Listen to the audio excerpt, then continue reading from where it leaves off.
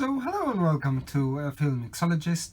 Today I'm working on the pair of Weber cards, and I'm doing probably one of the most delicate operations that require kind of working at a quite a slow pace, which is setting the throttle plates again on the shaft. Ideally, if you don't have to do it, just don't do it. This one took me only a relatively very short period of time, and I got lucky. But sometimes doing the throttle and the shaft can be extremely time consuming. So I'm going to show you I'm going to show you the process from beginning to end. Now, before I start, one of the things I did is with a screwdriver or with any element, I've put some grease, some lithium grease, LM2, in every single kind of passage. I've done the ends of the spindle as well. The other thing that I do is I kind of secure the return spring to this cam that actuates the accelerator pump, and I've got even this roll pin that goes in. So now what I'm going to do is I'm going to show you a close-up of the process, because there is a in Weber cards specifically, there is a specific order in which you need to do things in order to make this a success. So I'll show you right now in kind of close-up mode. Okay, so first up, as you can see, I've put the cam in there with its return spring.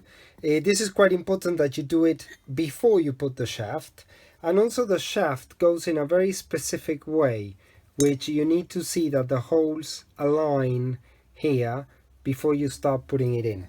So therefore this is the right way around. So let's start putting the shaft on, and as you can see, it slides down relatively easily because I've put a fair bit of grease in.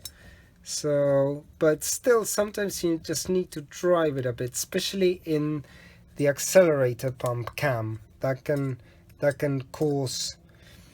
sometimes cause some troubles, and that's why I recommend people not to do this if they don't need to. There we go. So now I've got it in. So we're not going to bother about the cam for the time being, and what we're going to do now is we're going to try and set the throttles. So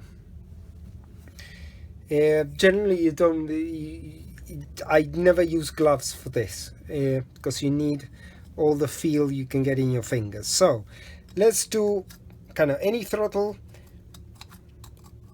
and basically what I'm trying to do here, hopefully you can see it, is I'm trying to set the throttle so that it's kind of in, so that the shaft is in the middle and it is more or less well positioned.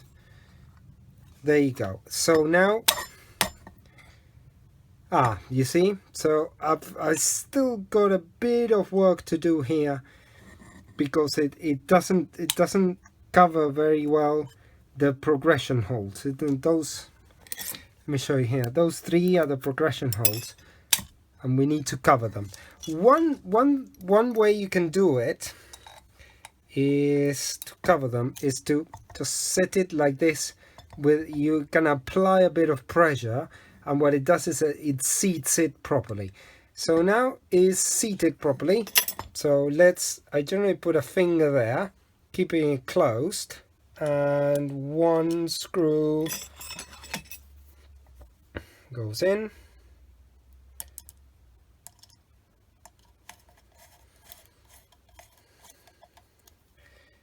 and another one goes in.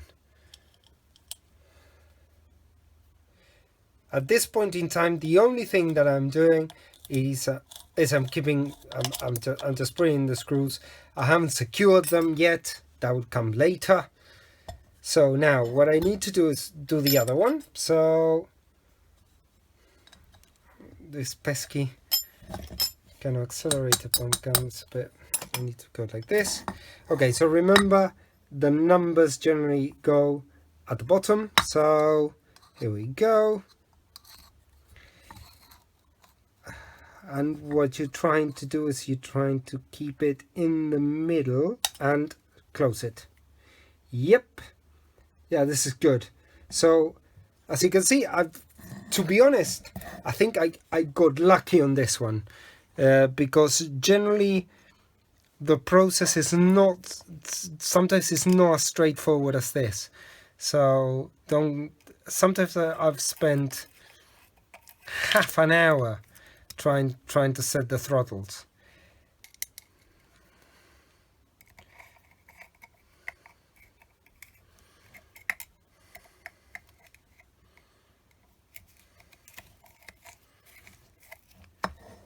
Okay, so now we've got the throttles that close the kind of primary, the two barrels close. Okay, now what we need to do is we need to set the roll pin. Now this is, let's get rid of the, so let's have a look if the hole is aligned. Yeah, so at the moment, you see, if you can see, there is a hole in the spindle and there.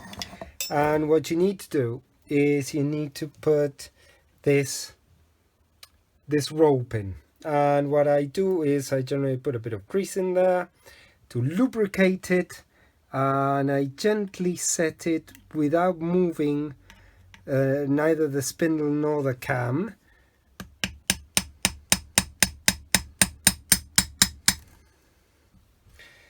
And you see, I've got a bit of a problem here because this is moved. Let's try now. There you go. Okay, so again, sometimes this operation takes quite a long time. This is the right moment to do it, and then the only thing that we've got is we've got the bearings. Again, sometimes when the bearings are broken or something, this operation is something that you have to do.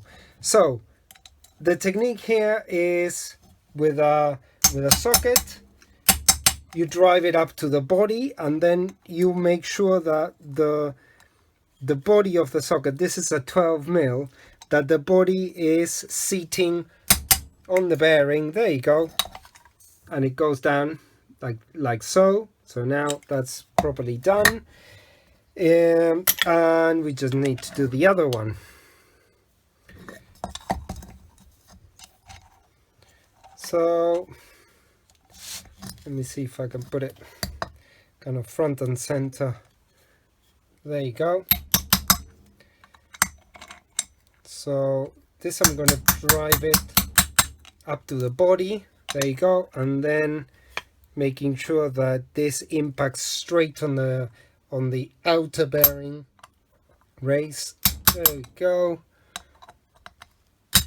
Done. Okay, so let's have a look. Yeah, perfect. You see, and now I've got the two carbs with the spindles set up exactly at the same. And this is important because you need to make sure that the carbs balance, and if the spindles are not set up properly, they're never going to balance. So hope this is helpful.